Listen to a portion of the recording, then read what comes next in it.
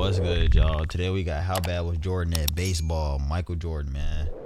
I ain't gonna lie, I heard his ass is booty. I ain't gonna lie, I heard Michael Jordan ass boo boo.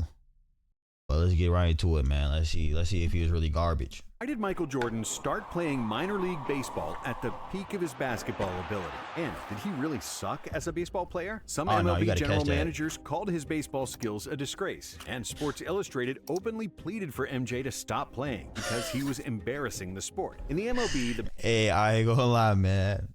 I get Jordan was him at basketball, but I ain't gonna lie, I don't know what in his rabbit ass mind told the nigga, let me just go to baseball, my nigga. And to be honest, I'm a LeBron James fan, you feel me? Like, LeBron James, that's my favorite player. I think he's the best, you know what I'm saying? I think he's better than Jordan. But whole time, Jordan would have had a way better career than LeBron if this nigga Jordan would have at least just stayed in the NBA. I don't know. I could have really called Jordan my GOAT if he stayed in the NBA, but shit, he didn't, my nigga. That's on him. He sold. Batting average is around 250, but Jordan only played Double-A. That's 2 steps down from the majors, where he batted 202. That'd be like if Derek Jeter decided to stop baseball after he won the World Series, only to start playing basketball in the G League, averaging less than 10 points per game. However, MJ's baseball manager, Terry Francona, a 2-time World Series champion, said that Michael would have made it to the MLB if he had more time to practice. Some of Jordan's stats, like his steals and on-base percentage, don't be trying to dick ride Jordan, gang. Stop that. He wasn't the only one saying that Jordan could have been a legitimate MLB player. So, just how bad was Michael Jordan at baseball actually? Yeah, let me know. And is there any chance he could have actually made it to the big leagues? In 1992, even before the Barcelona Olympics, Jordan was getting fed up. He was the most popular athlete and one of the most recognizable people in the world, and it was getting out of hand. Jordan actually lived a very isolated life because he couldn't go anywhere without being bothered. I mean, which he's was a bucket. especially cruel in the age without the internet. The first thoughts about retirement started to creep into MJ's mind. After he had won the 1993 NBA championship, Jordan started contemplating retirement more seriously. But 1 month later, a tragedy struck, which cemented his decision. His father, James Jordan, was robbed and shot to death near his home in North Carolina, and Michael was devastated. On October 6, 1993, Jordan gave one of the most iconic and shocking press conferences in NBA history.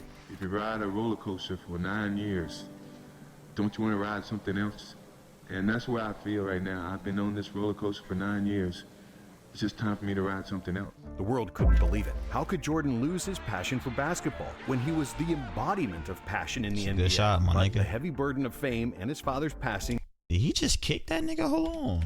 He just kicked it. Damn. The world couldn't believe it. How could Jordan lose his passion for basketball when he was the embodiment of passion in the NBA? Just flopped. But the heavy burden of fame and his father's passing killed his joy for basketball. He'd already won everything and proven that he was the best, and that was it for Michael. Of course, there is the infamous conspiracy theory that Jordan was actually suspended by the NBA because of his gambling addiction. The NBA indeed had launched an investigation into Jordan's betting trips in the summer of 1993. Hey, they gotta chill with that. I ain't gonna lie, these niggas are rich. Like, I don't know if Jordan had all that pay back then, but I ain't gonna lie. I know he was rich to at least go into the casino and at least gamble 50,000. Wow. If he was overdoing it, okay, but if he wasn't overdoing it, damn. Title. One of the key people in the investigation was Richard Esquinas, who claimed that Jordan owed him more than $500,000 from golfing bets. Another key witness was a convicted drug dealer, Eddie Dow, who had checks from Jordan worth more than $100,000, which proved that MJ wasn't always careful with who he was hanging out with. When Jordan announced his retirement from basketball, the league suspended its investigation, announcing that nothing had been found to implicate that Michael was betting on basketball. Conspiracy theorists interpret these events as an agreement between Jordan, his manager David Falk, league commissioner David Stern, and Bulls owner Jerry Reinsdorf, according to which MJ would be absent from the NBA to preserve his and the league's image. In whatever version you want to believe, Michael was officially retired, and after several weeks, he approached Bulls owner Jerry Reinsdorf, who also owned the White Sox, that he wanted to start training to play baseball. So Reinsdorf made a call, and MJ started putting in work in the batting cage. After a few weeks, his workouts got more serious, and the word got— My nigga, just off your swing, my nigga, I know that shit garbage. I'm sorry. Did Jordan ever get a homer? Let me see if Jordan ever got a homer, man. Oh, shit. Damn. Yes, Michael Jordan hit a total of 3 professional home runs during his time playing minor league baseball. Holy shit. Are you serious? What the fuck? He did that? Like, I ain't know he did that. Hold on, let's see a video real quick. One of the best AA prospects, though, is definitely not the one who's best known. Batting 193 with 2 homers and 44 runs batted in. 2 home runs? Make that 3.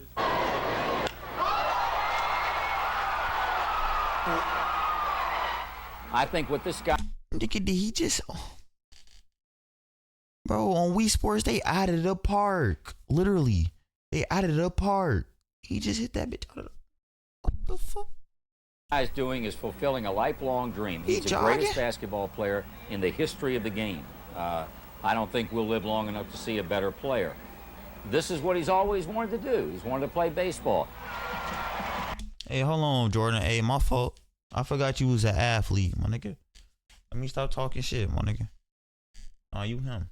Got out that Michael was considering a baseball career. MJ's agent, David Falk, received an offer from the Oakland A's, who promised Jordan a roster spot in the spring. But Michael didn't want to take any shortcuts, and he was loyal to Reinsdorf. And then, on February 7th, 1994, the White Sox announced that they signed Jordan to a minor league contract 10 days before MJ's 31st birthday. It was his father's dream for Michael to start playing baseball, a game they both loved, and MJ was finally fulfilling his late father's dream. Jordan started working with the famous White Sox hitting coach, Walt Hriniak. I ain't know Jordan played for the White Sox. That's crazy because, you know, I'm actually from Chicago, you know, real Chicagoan.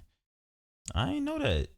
I mean, he played for the Bulls. He's Chicagoed out. Jordan is Chicagoed out. Which was the equivalent of an elementary school student taking advanced calculus. Jordan hadn't played baseball in 15 years and didn't have the slightest understanding of Major League hitting. He didn't even know the difference between a 2-seam fastball and a 4-seam fastball. Jordan started slowly in spring training games, which was to be expected because, as they say, the hardest thing to do in sports is hit a baseball. No amount of swings in the cages against a pitching machine or batting practice pitcher could have possibly prepared him for live major league caliber pitch. Yeah, I ain't gonna lie. So y'all have to really think about it. Baseball is literally the hardest sport. You trying to hit 90 to 100 mile per hour baseballs, not knowing what direction it's going in or if it's in the box or not. Like, do you know how hard it is to tank something like that? Like, nah, can't everybody tank a homer? Mind you, baseball is dangerous too, because if your reaction time is too bad and you can't move your body fast enough to where the ball damn near it can hit your hand, it can hit your face. You gotta have your reaction time has to be on 99, my nigga. I swear to God. Pitchers. However, it wasn't like Jordan made a complete fool of himself and couldn't at Can't least play hang baseball with the without a 99 pros. reaction. On April 7th, in a Windy City Classic exhibition game against the Cubs at Wrigley Field, Michael went 2 for 5, which was certainly the brightest moment up to that point. There's another hit. A drive down the third base line. Michael Jordan has tied up the ball game. He got some RBIs. It was clear RBIs. that he belonged in the minor leagues and that you just can't show up and become an MLB player. I don't think I've proven I can make the team. That's just being honest, but I'm not going to give up. I'm trying to squeeze 5 years into 8 weeks. It just hasn't happened the way I wanted it to. That's some real accountability. Some of you niggas do not have that, my nigga. Literally, gang. Some niggas don't have accountability. You wouldn't know how many people I had came across with no accountability. Like, that's just insane. At least this nigga had some. That's why you the GOAT, man. I ain't gonna lie. Shout out Jordan, my nigga.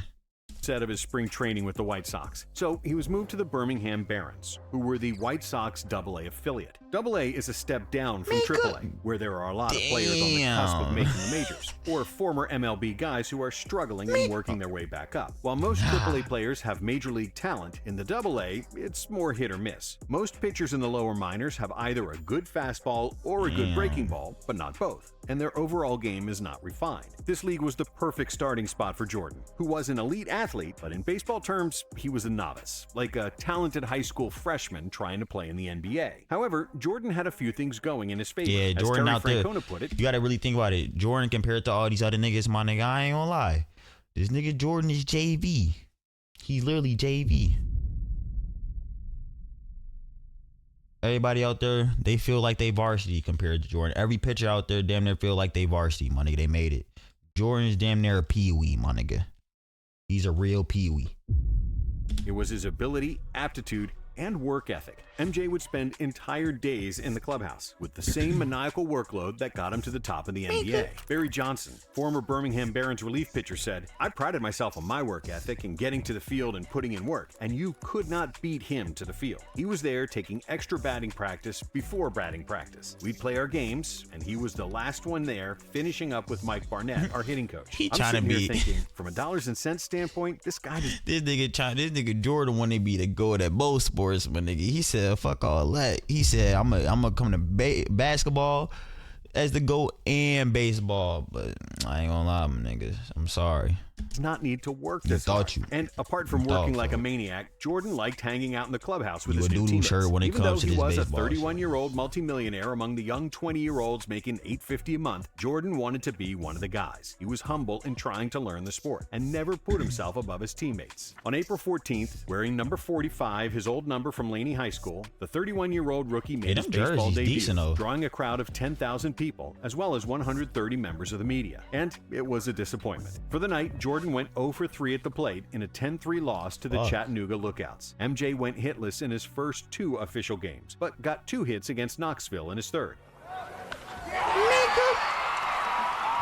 By the end of the Barons' opening 6-game homestand, he was batting .250. But ahead of a 13-game road trip, Michael wasn't thrilled about a 12-hour ride in an old beat-up bus. However, he didn't want to impose himself and act like a spoiled star. So he first asked permission to get a modern bus for the team. In the end, he didn't buy a bus, but he worked out a sponsorship deal that secured a $350,000 state-of-the-art bus for the Barons, who immediately dubbed the vehicle the Jordan Cruiser. And on that first road trip, Jordan took off. He went on a 13-game hitting streak and finished the road trip with a .327 batting average. He looked like he could get to the MLB by the end of the year. But as his new hitting coach Mike Barnett said, it was bound to end. "I kept waiting for the pitchers to stop challenging him with fastballs and start throwing him breaking balls, and by the end of April, they were." Barnett's predictions proved to be correct. In May, Jordan's batting average was just .165, as he couldn't adapt to Jordan, my nigga.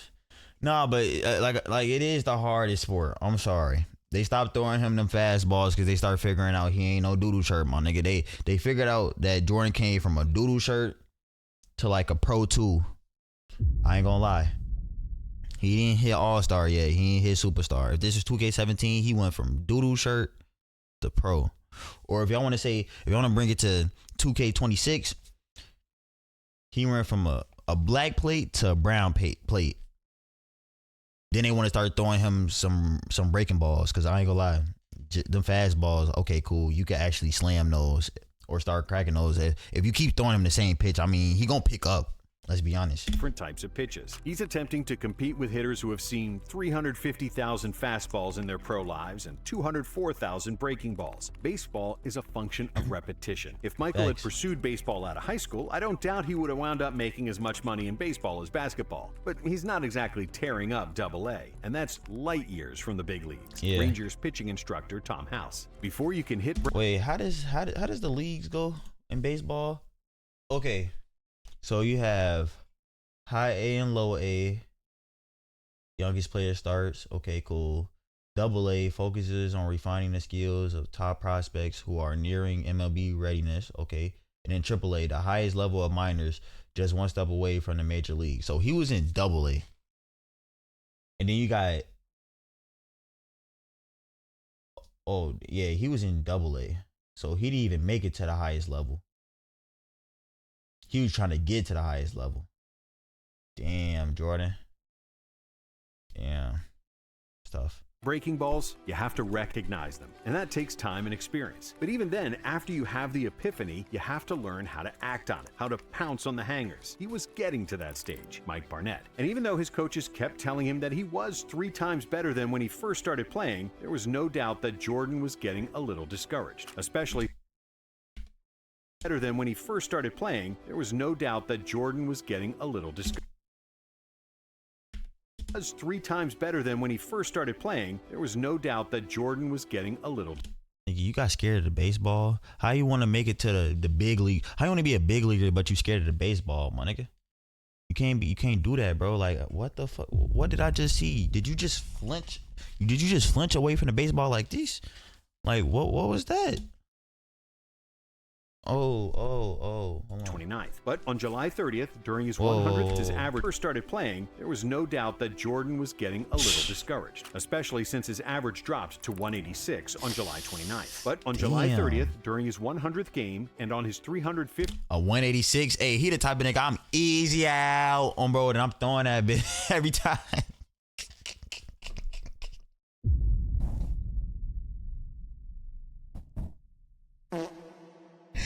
Every time, easy out on my life. 54th at-bat of the season, Jordan hit his first home run. The pitch, it's a line drive to deep left center field. It's going!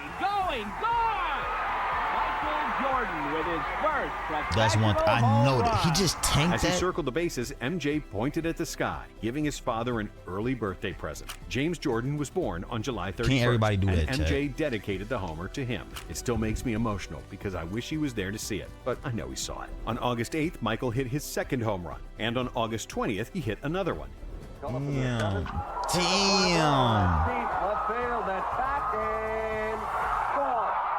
He closed out the season with one 3-hit game and a pair of 2-hit games, and his .276 batting average in August raised his season average to .202. Yes, he only hit 3 home runs, but nobody really hit homers. That's for what I'm the saying. Barons That's that crazy. year. They only hit 40 as a team. Dead last in the league. Jordan did, however, strike out 114 times in 497 plate appearances, or 23% of at-bats, while the league average in the Southern League that year was 16.4%, significantly below Jordan's rate. After the season, MJ played in the Arizona Fall League, a development league for the top prospects in each organization, where he had a .252 batting average, showing signs of clear improvement. He improved his reactions, first step quickness, and his ability to make decisions while on base. He was also making more contact than he used got to, him a cool albeit still double. lacking power.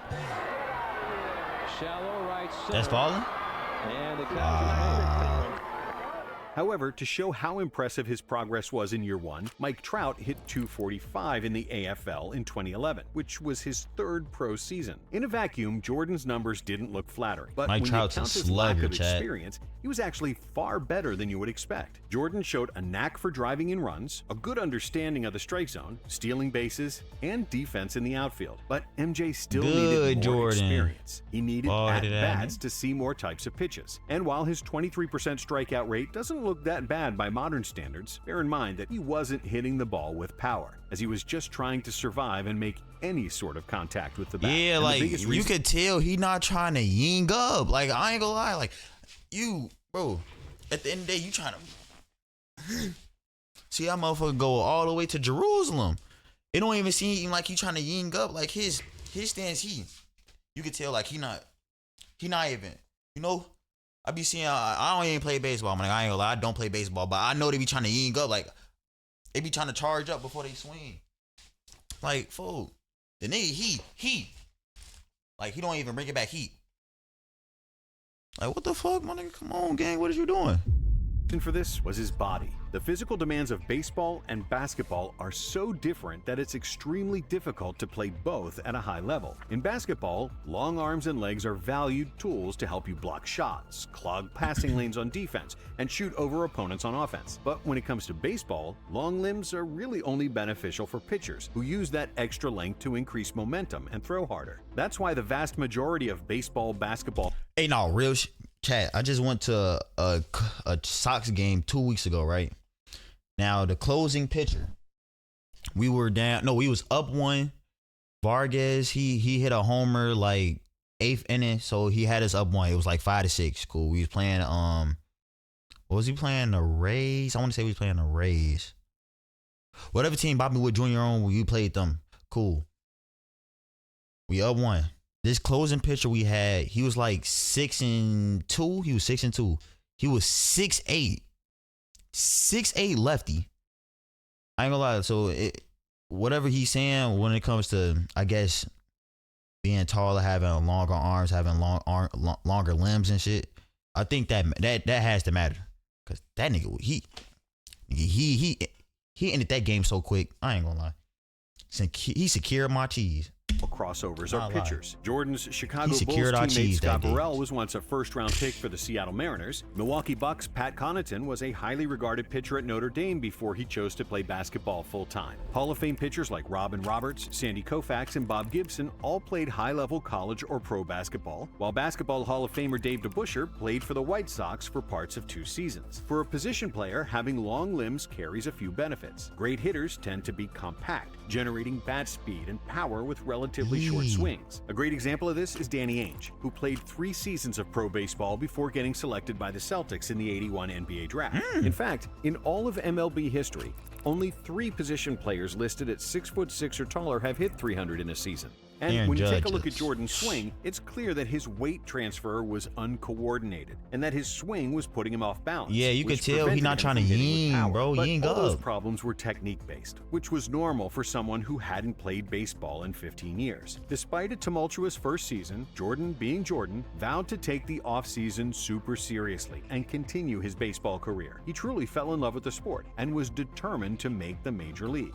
But unfortunately for all baseball fans, and thankfully for all basketball fans, Jordan's time with the bat would soon come to an end. And it had nothing to do with him.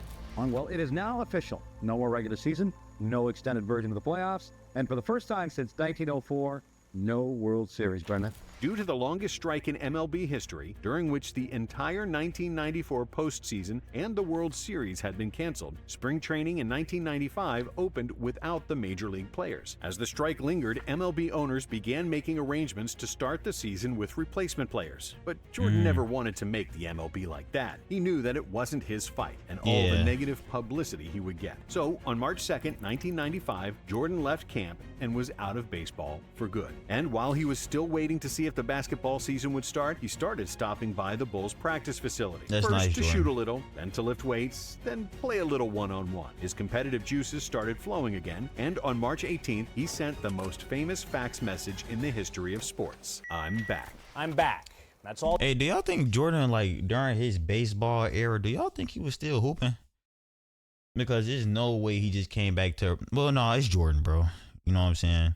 When I really think about it like this, I feel like Jordan was just advanced for his era. You feel me? Like, the nigga Jordan could just go get a buck any day. You know what I'm saying? Like, I feel like nowadays, because, you know, they say he hoops like Anthony Edwards. But I don't even think Anthony Edwards is better than LeBron. So it's like, what would y'all think? Look, in the comments, do y'all think Jordan would still hoop the same if he actually hooped in our era? I don't know. Let me know though. But that's tough though. He did the right thing. Yeah, I wouldn't want to be no reserve player neither. Jordan said on Saturday. That was really all Jordan needed to say as his Michael Jordan. 17-month retirement came to an end. If there hadn't been a strike, I believe he would have stayed in baseball and would have reached the MLB, said Reinsdorf. Barron's manager Terry Francona and his hitting coach Mike Barnett would agree. I found out a couple of things about Michael. Number one, if you tell him no, he'll find a way to make it yes. And if you give him 3 years, 1,500 at-bats, he could find his way to the big leagues. I'm pretty sure about that, Francona. Between 1990 and 2020, there were roughly 8,000 players in the White Sox organization. Among all those yearly stat lines, which include combined minor league stats for players at multiple levels, Jordan is one of only 9 players to get 51 RBIs, 51 walks, and 30 stolen bases. 5 of those 9 players reached the big leagues. By the time he No, I ain't gonna lie. Chat, that's walks and 30 stolen bases. That's not bad. And he's stealing bases, so that's not bad. Jordan, hey, hold on. Yeah, Jordan.